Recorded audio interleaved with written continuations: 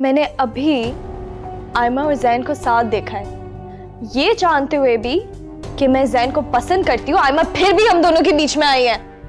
आयमा बीच में नहीं आई, तुम बीच में आई हो। वो एक दूसरे को बचपन से जानते हैं और तलत ने आज सुबह दोनों का रिश्ता तय कर दिया है, अल्हम्दुलिल्लाह।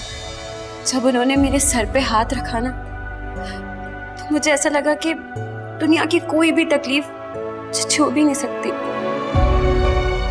रेहान भी नहीं, अगर वो हमारे साथ होते मैं बच जाती ना मम्मा जी। तुम्हें अंदाजा नहीं है कि तुमने मोहसिन की मुखालफत करके जो गलती की है ना, उसका खमियाजा तुमको भी भुगतना पड़ेगा और मुझे भी। डराओ नहीं मुझे, मोहसिन भाई मेरा कुछ नहीं बिगाड़ सकते हैं। तुम पर आँखों में थी कुछ नमी,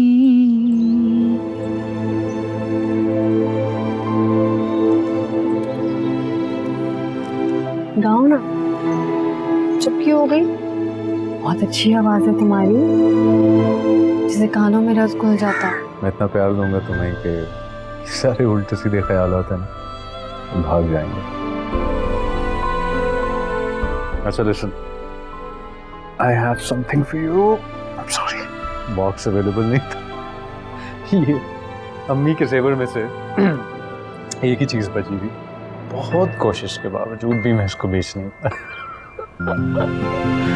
शादी कर लिया मैंने रेहान से, शौहर है अब वो मेरे। सुन लिया तुमने, हो गया सुकून। क्या खड़े खड़े शक्ल देख रहे हो मेरी, जाओ यहां से। कि इतनी सी छोटी सी उम्र में तुम एक बच्चे के बाप से शादी करना चाहोगी? क्या? ये आप क्या कह रही हैं? सवाल ही पैदा नहीं होता। मैं तुम्हारी इस घटिया बात पर कभी यकीन नहीं करूंगी। तो खुद जाकर देख लो ना, जैन के घर पे उसका बेटा आ चुका है। ऐसे कंग्रेचुलेशंस, पला पलाया बेटा मिला है तुम्हें। सरवान मेरा ही बेटा है, लेकिन बस अब एक गिलास और नहीं बोलना से। तुम इतनी संदिग्ध कैसे हो सकती हो कि एक छोटे से बच्चे को बर्दाश्त नहीं कर सकी हो? तो सोच भी नहीं सकता था कि वो छोटा सा बच्चा, वो सरू हम दोनों के दरमियान में आ जाएगा। कितनी अजीब बात कर रहे हो ज़ैन, तुम खुद को हक बजाने समझते हो। शर्मिंदगी तो दूर, तुम्हें तो अपनी गलती का एहसास तक नहीं है ज़ैन। बस चाहते हो कि तुम जो चाहो करते रहो और किसी को फर्क नहीं पड़ना चाहिए, खासतौर पे मुझे। मैंने कुछ नहीं किया आयमा, खुदा के लिए समझने की कोशिश करो। बेपनाह मोहब्बत करता हूँ, तुमसे कितनी बार बताऊं, मेरा यकीन तो करो, मेरी कोई ना कोई मजबूरी तो होगी ना आयमा। कैसी मजबूरी ज़ैन? हाँ, क्या मजबूरी है तुम्हारी? तुमने खुद तो कहा है कि सरवान तुम्हारा बेटा है, और उसने खुद बताया मुझे उसका नाम सरवान ज़ैन अहमद है। खुद बताया उसने मुझे। अब क्या बाकी रह गया? सब कुछ बाकी है अभी आयमा। अभी तुमने ये कहानी सुनी ही कहा है। कहानियां गढ़ने में तो तुम माहिर हो ज़ैन। कभी सोनिया के बारे में और कभी किसी और के बारे में। बेवकूफ तो मैं हूं जो तुम्हारी हर कहानी पे यकीन कर लेती हूँ। मत करो ज़ैन मेरे साथ ऐसा, प्लीज मत करो। मत करो इतना जलील मुझे ज़ैन। मोहब्बत करती हूँ मैं तुमसे यार। मत करो ऐसे कि मैं खुद से भी नफरत करने लगूं। और अगर मुझे सोनिया सरवान के बारे में ना बताती तो पता नहीं तुम कब। बस कर दो सोनिया यार, खुदा का वास्ता है बस कर दो। सोनिया सोनिया सोनिया, ठीक है मैं झूठा हूं, मैं नहीं की तुमसे मोहब्बत, नहीं की मैंने तुमसे वफा। तुम ठीक कह रही हो, गलत आदमी हूं मैं, थर्ड क्लास हूं, घटिया। लेकिन मेरी एक बात तुम याद रखना, तुम बहुत पछताओगी आयमा। मत करो मेरी फिक्र। तुमसे मोहब्बत करके बहुत पछताली मैं। सारा खसारा मेरे हिस्से में तो है और सारी दुनिया तुम्हारे साथ। तुम्हारे पास तुम्हारी औलाद है ज़ैन, उसकी माँ भी कहीं ना कहीं होगी। ओके ना, बस उसकी माँ के बारे में एक लफ्ज़ मत कहना। बहुत काबिल एहतराम है वो बेटी है, लेकिन तुम्हारे छोटे से दिमाग में ये बात नहीं आ सकती है। ठीक है, क्या कहूं मैं? तुम्हें नहीं है मुझसे मोहब्बत, मैं नहीं हूं काबिल तुम्हारी मोहब्बत की। ठीक कह रही हो तुम, बिल्कुल। लेकिन मेरी एक बात याद रखना है, मैंने सिर्फ और सिर्फ तुमसे मोहब्बत की है। खुदा की कसम, सिर्फ तुमसे मोहब्बत की है।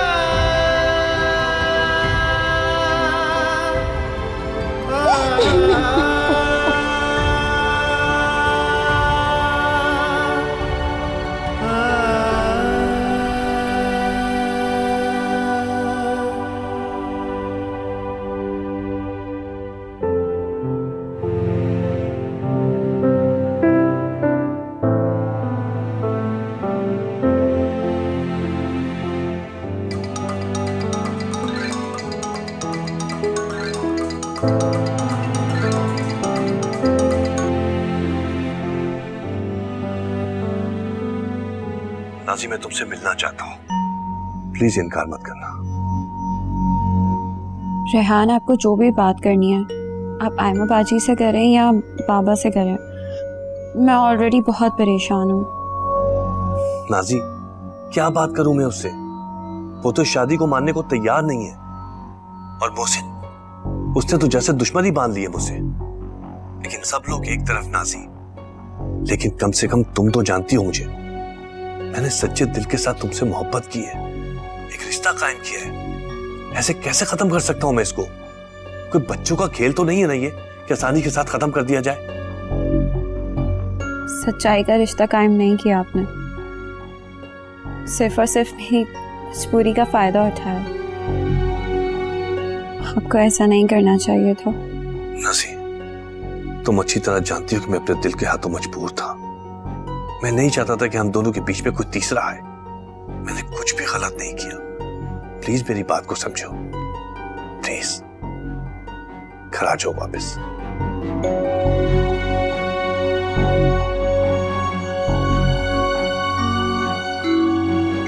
एक बात कहूँ ना जी, घर की वैल्यू छोटे और बड़े से नहीं लगाई जाती है। घर की वैल्यू बनती है घर के रहने वालों से।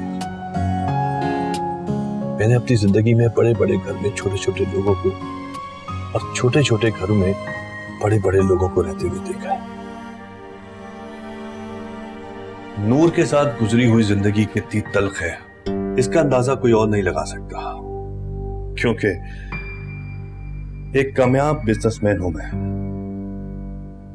इसलिए लोग मुझे बहुत ज्यादा खुशकिस्मत इंसान समझते हैं।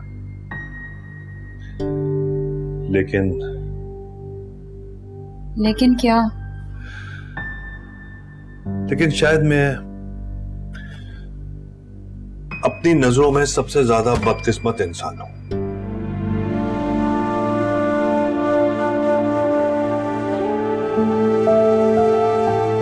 जिंदगी की सच्ची खुशियों से महरूम एक तन्हा इंसान। नहीं नाज़ी, गलती तुम्हारी नहीं है, गलती उसकी है। वो बहुत तंगदिल और बदमिजाज औरत है। अरे मुझसे पूछो, मेरी जिंदगी जहन्नुम बना के रखी हुई है उसने। नफ्सियाती मरीज है वो। इलाज की जरूरत है उसे। एक सेकंड, कोई भी औरत होगी और वो अपने शौहर को किसी और लड़की के साथ देखेगी तो उसको बुरा ही लगेगा। नहीं नाजी, ये सिर्फ वो औरतें होती हैं जो बहुत तंगदिल और बेवकूफ होती हैं, वरना ऐसा कुछ भी नहीं होता। या अल्लाह, मेरी मदद कर, मुझे तो कुछ समझ ही नहीं आ रहा। किधर जाऊं, किससे पूछूं? फाखिर या रेहान? लेकिन मेरा दिल तो अब भी फाखिर फाखिर कह रहा है। पर मैं क्या करूं? मैं अब भी उस रेहान की बीवी हूं।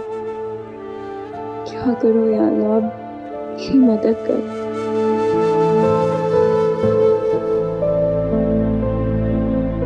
बाबा, मुझे आपसे मिलना है।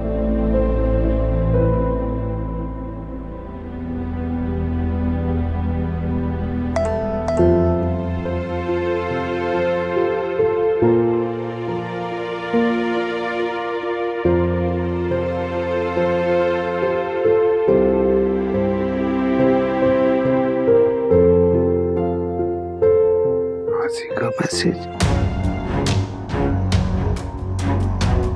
इतनी रात को?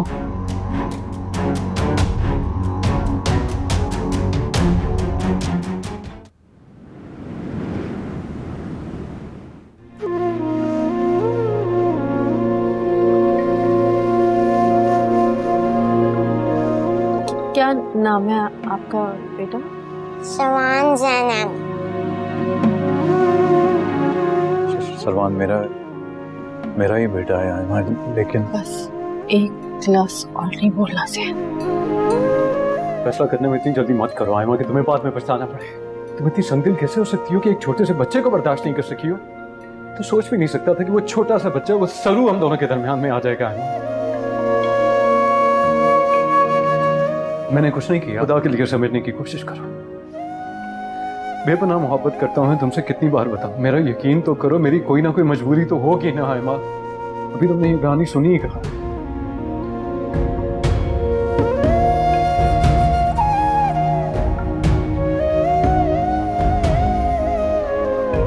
तुम खुद को हक बजाने समझते हो। शर्मिंदगी तो दूर, तुम्हें तो अपनी गलती का एहसास तक नहीं है जैन।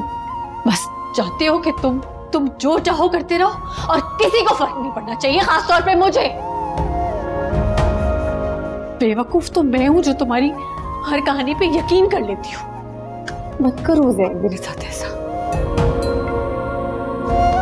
प्लीज मत करो, मत करो इतना जलील मुझे जैन। मोहब्बत करती हूँ मैं तुमसे यार, मत करो ऐसे कि मैं खुद से भी नफरत करने लगूं।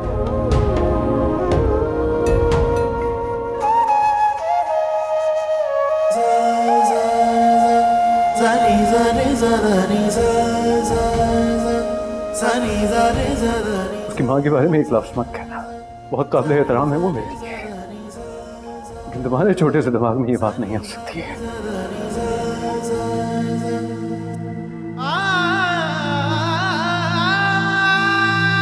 ठीक है, मैं झूठा हूं, मैं नहीं की तुमसे मोहब्बत, नहीं की मैंने तुमसे वफा।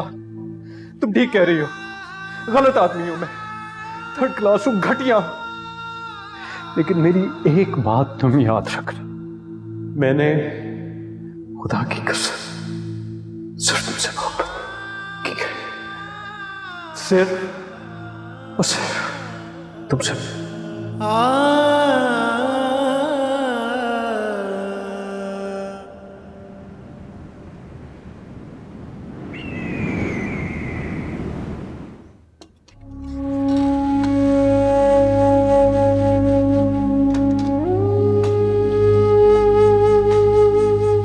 कुछ खा क्यों नहीं रही हैं आप? सारा दिन आप भूखी रहती हैं। चले निकाले, मैं देती हूँ आपको। तुम भी तो इसी तरह रहती हो भूखी। और सच पूछो तो मेरा तुम दोनों के बगैर अब खाने को कुछ दिल नहीं चाहता। और नाजी वो अलग कमरे में बंद रहती है। सारा नाश्ता ठंडा हो गया, लाओ मैं गरम करके लेकर। नहीं आयमा बाजी, प्लीज रहने दें।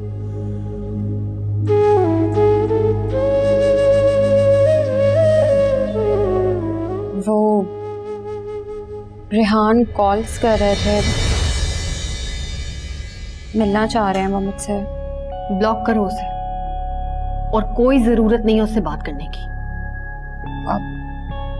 वो बहुत परेशान है, कह रहे हैं कि मिलके कुछ ज़रूरी बातें करनी है।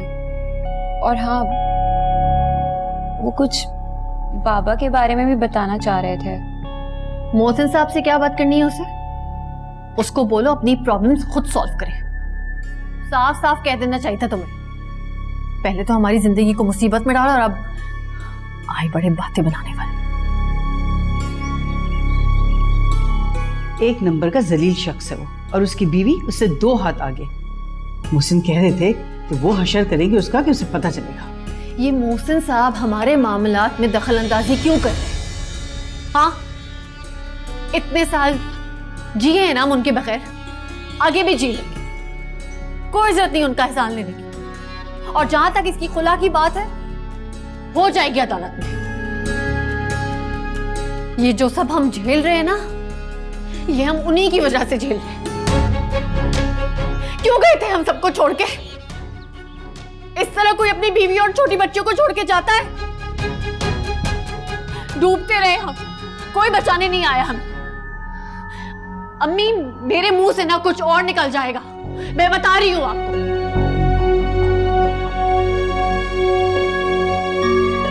देर हो रही है, मुझे जाना है मुझे। अच्छा, घर जल्दी आ जाना। मैं सोची थी आज जैन को रात को खाने पे बुला लूं। अच्छा, हम सब मिल बैठकर खा लेंगे। नहीं आएगा जैन, नहीं मिलना चाहती मैं उससे। क्यों, क्या हुआ? फिर तुम्हारी जैन से लड़ाई हो गई? लड़ाई नहीं हुई अम्मी, ताल्लुकात ही खत्म कर दिए मैंने। शादीशुदा है, 5 साल का बच्चा है उसका। बेवकूफ बनाता रहा है वो हमें, और हम बेवकूफ बनते रहे। लेकिन आयमा बाजी, कोई गलत फहमी भी तो हो सकती है ना। जैन भाई ऐसे बिल्कुल नहीं है। गलत फहमी नहीं हुई नाज़ी, सारे मर्द एक जैसे होते हैं, किसी में कोई फर्क नहीं होता। फर्क सिर्फ हम में होता है कि हम उन्हें पहचान नहीं पाते। और आज के बाद से यहाँ पर इस घर में जैन का नाम नहीं लिया जाएगा।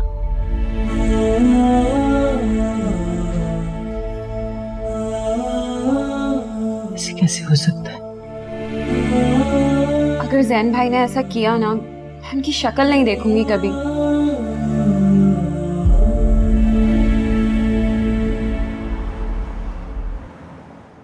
बहुत प्यारी लग रही हो दीना तुम तो। कितना अच्छा लग रहा है कलर तुमको। मकबूल को भी है ना ये रंग बहुत अच्छा लगता था। वैसे तो उसको है ना, मैं हर रंग में बहुत पसंद थी, बहुत प्यार करता था मुझे। बस पता नहीं आने में इतने दिन क्यों लगा दिए। दीना, कराची शहर बहुत बड़ा है, तो मकबूल को तुम्हें ढूंढने में थोड़ी मुश्किल हो रही होगी, है ना? तो अगर तुम मुझे उसका पता दे दोगी तो मैं उसको ढूंढ के तुम्हारे पास ले आऊंगी। और यकीन करो, ये सब कुछ इतना मुश्किल नहीं है, बस तुम्हारे साथ की जरूरत है। नहीं नहीं आयमा बाजी, वो लोग है ना बहुत खतरनाक है, हर जगह पता लगा लेते हैं हमारा। मकबूल है ना, उनकी वजह से मजबूर होगा। काश इस रोज में मकबूल को अकेला ना छोड़ती। नहीं दीना, अभी भी सब कुछ ठीक हो सकता है, अभी भी सब कुछ हमारे हाथ में है। और तुम्हें डरने की जरूरत नहीं है, कानून तुम्हें इंसाफ दिलवाएगा। मैं हूं तुम्हारे साथ, और तुम लोग दोबारा फिर हंसी खुशी साथ रहोगे, ये मेरा वादा है तुमसे। आपको ये टॉयज पसंद आए? या व्हाट अबाउट ये वाले? हाँ यार, आई एम ग्लैड कि गाना रिलीज हो रहा है, बट हालात ऐसे हैं कि सेलिब्रेट नहीं कर सकते। बस दुआ करो कि दीना और मकबूल हमें मिल जाएं। मलिक, मैं थोड़ी देर में तुम्हें कॉल करता हूँ। पापा देखे टॉयज, आंटी नानी नूडल है। चलो उठो, अपने कमरे में चलो आप। मुझे टॉय। सर बुआ, वो इसको इसके कमरे में लेके जाए फौरन। मुझे टॉय। सरू उठो फौरन, गेट अप, जाओ अपने कमरे में, चलो। अरे जैन, तुम इतना गुस्सा क्यों कर रहे हो? इतना प्यारा मासूम बच्चा है तुम्हारा, हमारी तो दोस्ती हो गई है। मैं तो सोच रही थी हम तीनों लंच पे चले जाएं। अपनी बकवास बंद करो तुम। मेरे बेटे को और बना के जो तुम गेम खेलने की कोशिश करी है ना, मैं सब समझ रहा हूँ, लेकिन ये मासूम क्या समझेगा जब आयमा जैसी समझदार लड़की भी नहीं समझ सकती। तुम मेरे घर से इसी वक्त निकल जाओ, क्योंकि मैं तुम्हारी शक्ल भी नहीं देखना चाहता। गो। तुम्हें कोई बहुत बड़ी गलत फहमी हुई है जैन। उस खुद गर्ज आयमा का गुस्सा तुम मेरे ऊपर क्यों निकाल रहे हो? देखा तुमने, उसके दिल में तुम्हारे बेटे के लिए कोई जगह नहीं है। किस कदर तंगदिल है वो। लगता है तुम्हें मेरी बात समझ नहीं आ रही है। मैं तुम्हारा लिहाज कर रहा हूं। अगर तुम मोहसिन साहब जैसे, अगर तुम उनकी बेटी ना होती ना, तो मैं कब का धक्के मार के तुम्हें अपने घर से निकाल देता। गो। मैं तुमसे मोहब्बत करती हूँ जैन, मैं खुद को तुम्हारे लिए बदल सकती हूँ। मैं तो बाहर तो करके देख लो। आज मैंने तुम्हारे दिल में नफरत भर दी है। उसने तुम्हें कन्विंस किया है कि वो अच्छी है और मैं बुरी हूँ। Just shut up। अपनी बकवास बंद करो। तुमने मेरे और आयमा के रास्ते में जो कांटे बोए हैं ना, वो तो सारी जिंदगी में नहीं निकाल सकूंगा, लेकिन तुम, नफरत करता हूं मैं तुमसे। I hate you। Now leave my house। और ये मेरे बेटे को इन चीजों की जरूरत नहीं है। And when I come back here, I don't want to see your face। You get it? Now out!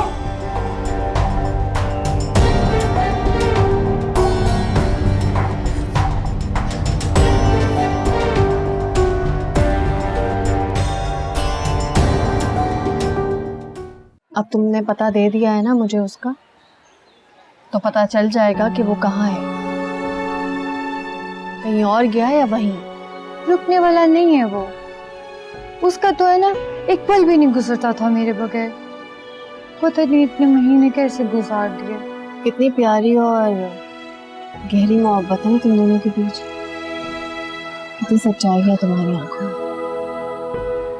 वरना आज कल तो रिश्तों में सिर्फ धोखा और झूठ ही है। हर कोई एक जैसा नहीं होता। मैंने देखा है किसी और को भी ऐसी सच्ची और गहरी मोहब्बत करते हुए। इसको देख लिया तुमने? दिल बता जरा ये क्या हुआ तुझे, ये कैसी राहों में तू ले चला मुझे, हमराह वो मेरा मेरे साथ ना चले।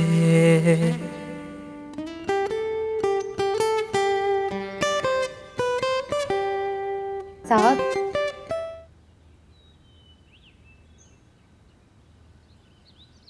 ये जो गीत आप गाते हैं ये कौन लिखता है साहब? अच्छा लगा तुम्हें? बहुत अच्छा, बहुत गहरा प्यार छुपा है इसमें। किसके लिए लिखा आपने? कोई तो होगा ना। इतना प्यार भरा गीत ऐसी तो नहीं लिखा जाता। जो था वो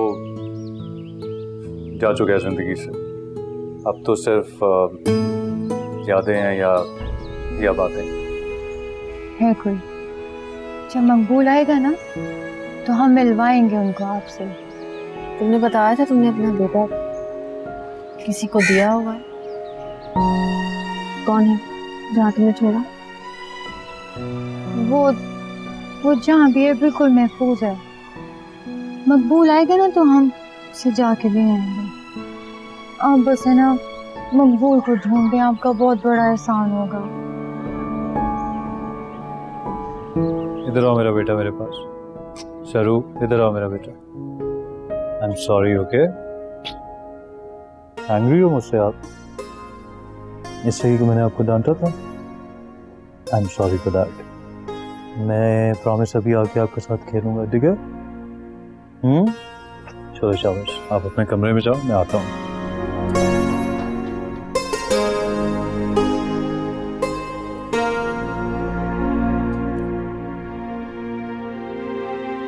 ऐसे क्या देख रहे हैं मेरे बेटे?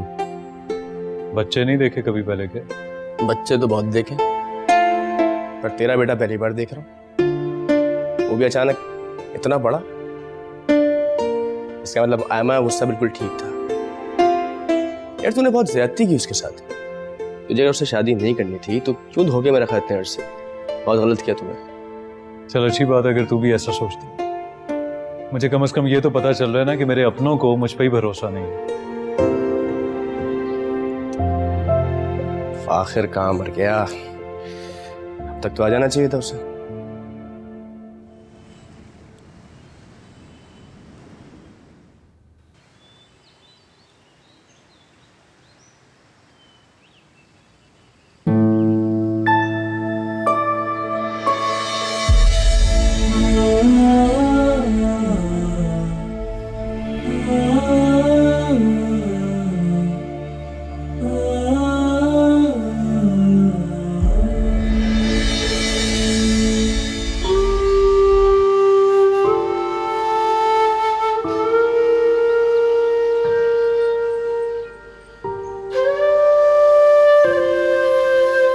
आप क्या लेने आई हो यहाँ? अगर तुम्हारे उस अमीर शौहर ने तुम्हें यहाँ देख लिया ना तो उसे बहुत बुरा लगेगा। मुझे तो वो बिल्कुल बर्दाश्त नहीं कर सकता। याद है उसने मुझे जान से मार देने की कोशिश की थी। खुदा ना करे फाखिर तुम्हें कभी कुछ हो। प्लीज अपना बहुत ख्याल रखा करो। मत देखो मुझे इन नजरों से। बहुत मुश्किल से मैंने खुद को संभाला है। अब मैं तुम्हारे किसी फरेब में नहीं आने वाला। सुकून से जिंदगी जीना चाहता हूँ मैं। इंशाल्लाह ऐसा ही होगा। मैं जैन भाई से मिलने आई थी, मुझे उनसे बहुत जरूरी काम था। तुम अंदर नहीं जा सकती, यहाँ से वापस चली जाओ। और हाँ, उस शख्स को कह देना कि मैं उसका एक एक पैसा बहुत जल्द लौटा दूंगा। इस तरह के घटिया नोटिस भेज के अपनी औकात दिखाने की जरूरत नहीं है मुझे। आखिर तुम किस नोटिस की बात कर रहे हो? कैसा नोटिस? मुझे कुछ नहीं पता। ओ, तो मिसेस रेहान को खबर ही नहीं। तुम्हारी इस झूठी मासूमियत में मैं नहीं आने वाला। खुदा की कसम फाकिर, मुझे इस नोटिस के बारे में कुछ नहीं पता। तुम मुझे बताओ क्या है इसमें? देख लो तुम।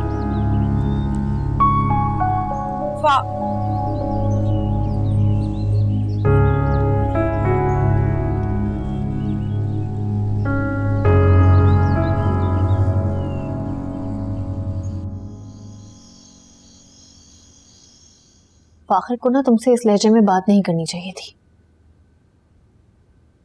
अगर वो तुमसे प्यार करता है ना नाजी, तो उसको तुम्हारी मजबूरियों को समझना चाहिए था। तुम्हें बिठा के, तुम्हें तसल्ली दे के तुमसे बात करनी चाहिए थी। और क्या जरूरत थी तुम्हें उसके पास जाने की?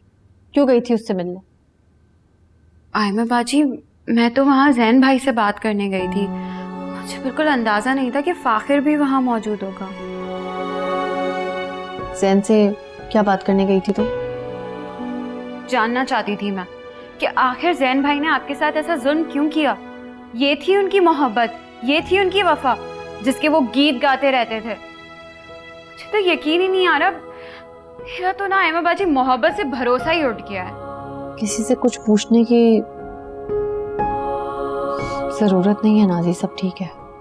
एक बात बताऊं आयमा बाजी आपको, सब समझते हैं कि मैंने रेहान से शादी उनके पैसों की लालच में आकर की है, लेकिन ऐसा बिल्कुल नहीं है। मैंने ये शादी, ये फाखिर आपसे क्या बात कर रहा था? परेशान है बेचारा। बहन की शादी करीब है, जहेज का फर्नीचर और दूसरी चीजें लेनी है। लोन के लिए अप्लाई किया हुआ, मगर अब तक लोन अप्रूव नहीं हुआ। परेशान ना हो तो और क्या करें? इज्जत का सवाल है, आखिर कब तक आता रहेगा यहाँ पे? मगर रेहान साहब, फाखिर के लिए की थी। अगर मैं ये शादी ना करती ना, तो फाखिर की बहन की शादी के लिए पैसे कभी जमा ना होते।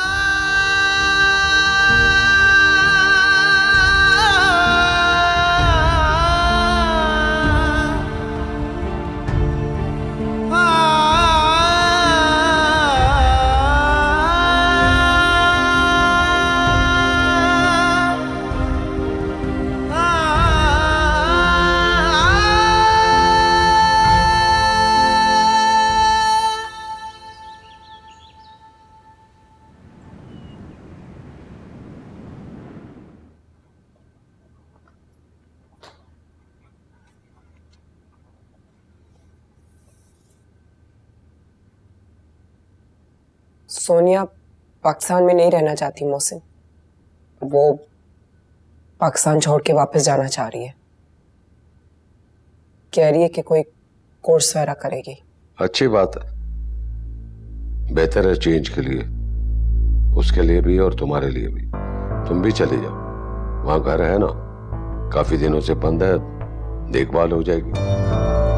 मेरा दिमाग नहीं खराब मोहसिन, मैं अपना ये आलीशान घर छोड़कर वहां के छोटे घर में मैं कभी नहीं रहूंगी। इस जैसी ऐशो आराम वहां नहीं मिलेगी मुझे। मैं ये घर छोड़कर कभी नहीं जाऊंगी। घर तो छोड़ना होगा रूही, ये घर अब तुम्हारा नहीं। मैं ये घर तलत के नाम कर चुका हूं। अब ये घर उन तीनों की मलकियत है। ये तुम क्या कह रहे हो मोहसिन? ये तुम ऐसा नहीं कर सकते हो, ये मेरे साथ नाइंसाफी है। तुम्हारा फैसला मानने के लिए मैं कभी तैयार नहीं होंगी। घर मेरी मलकियत है रूही, मैं जैसे चाहूं दे सकता हूं। तलत और बच्चियां मेरी जायज वारिस हैं। पहले ही बहुत नाइंसाफियां कर चुका हूं उनसे, अब और नहीं। तो ठीक है, दिला दो उनको कोई 3 कमरों का मकान किसी छोटी सी बस्ती में, मुझे कोई एतराज नहीं, लेकिन मैं ये घर छोड़कर नहीं जाऊंगी।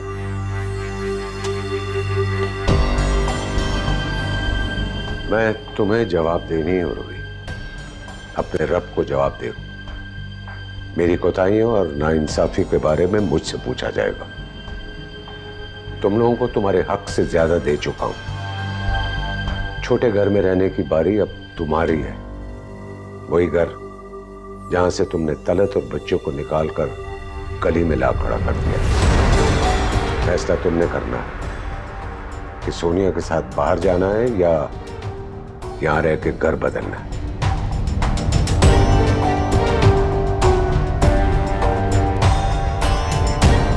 मैंने सुना है तुम बाहर जा रही हो, जरूर जाओ, लेकिन जब लौटो तो एक अच्छी इंसान बनकर आना।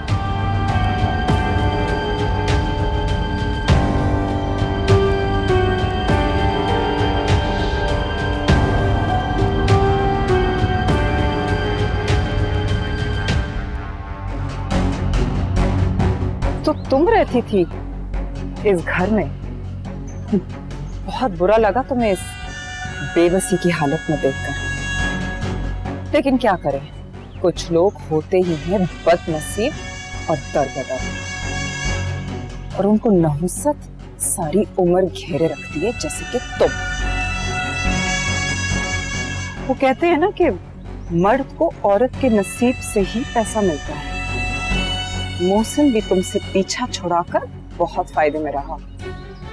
मुझ जैसी खुशकिस्मत और लकी औरत उसकी जिंदगी में जब आई तो वो एक बड़ा आदमी बन गया और तुमसे आज भी नफरत करता है।